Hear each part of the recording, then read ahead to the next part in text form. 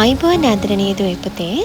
ඔන්න ඉතින් අද අපි අලුත් පාඩමක් ඒ වගේම අලුත් නිර්මාණයක් ඉගෙන ගන්න තමයි මේ සූදානම් වෙන්නේ. පුතාලා දන්නවා මේ වෙනකොට පාසලේ අපි මේ වෙද්දී උගන්වන්නේ පැලෑටි හා ගස්වැල් කියන පාඩම. ඉතින් පැලෑටි හා ගස්වැල් කියන පාඩමේ ක්‍රියාකාරකමක් තියෙනවා. අපි පරිසරයේ තියෙන වේලුණු මල් කොළ අරගෙන සුබපැතුම් පතක් නිර්මාණය කරන්න.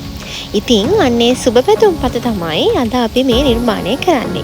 මේකෙන් අපේ පරිසරයේ තියෙන ලස්සන දේවල් අපේ ඇස ගැටෙනවා වගේම ඒ වගේම අලුත් නිර්මාණයක් අලුත් දෙයක් හිතලා කරන්නත් අපිට හොඳ පුහුණුවක් හම්බෙනවා. ඒ කියන්නේ අපේ නිර්මාණශීලීත්වය දියුණු වෙනවා. ඉතින් අපිට හදන්න තියෙන සුබපැතුම් පතක්නේ. මම දන්නවා මගේ දුවල පුතාලට මතකයි 3 ශ්‍රේණියේදී අපි සුබපැතුම් පතක් හදන විදිහ ඉගෙන ගත්තා. ඉතින් මගේ දුවල පුතාලට පුළුවන් ඒ ඉගෙනගත්ත දේ මෙතනදී භාවිතා කරමින් ඒ ඉගෙනගත්ත විදිහට මේ සුබපැතුම් පතේ ලියන දේවල් ලියන්න. ඊට පස්සේ අපිට පුළුවන් අපි කරන නිර්මාණයට අපේ පරිසරයේ වේලුණු කොළ මල් වගේ දේවල් යොදාගෙන අපිට කැමති විදිහට අපේ නිර්මාණය හදාගන්න පුළුවන්. ඉතින් අපි බලමු දුවේ පුතේ කොහොමද මේ වගේ නිර්මාණයක් හදාගන්නේ කියලා. ඇත්තටම මේ වගේ දෙයක් හදාගන්න පුළුවන් නම් අපිට කඩේට යන මුදලත් ඒ අපෙන් ඉතුරු වෙනවා. ඒ වගේම අපිට හොඳ ලස්සන නිර්මාණයක් කරන්නත් පුළුවන් වෙනවා.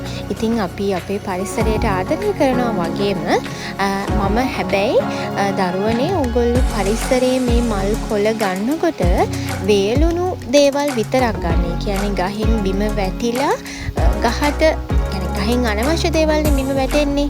එතකොට වේලිලා ඒ බිම වැටිච්ච දේවල් විතරක් පාවිච්චි කරන්න. හැම නැතුව ගහේ කොළ කඩලා මල් කඩලා ඒ වගේ කරන්න එපා. ඒක අපි ශාකවලට කරන ලොකු හානියක්.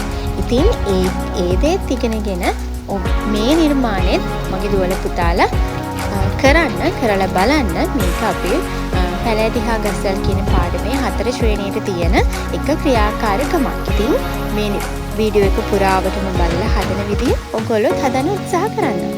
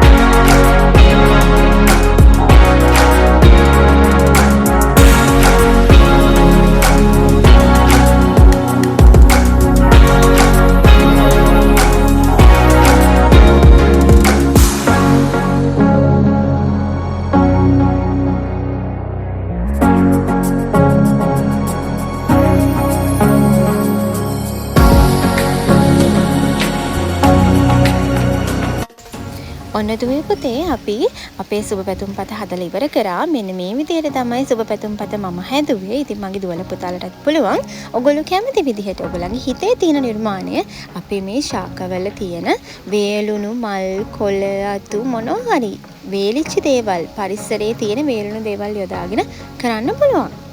එහෙනම් හැමෝටම ආයිබෝවන්.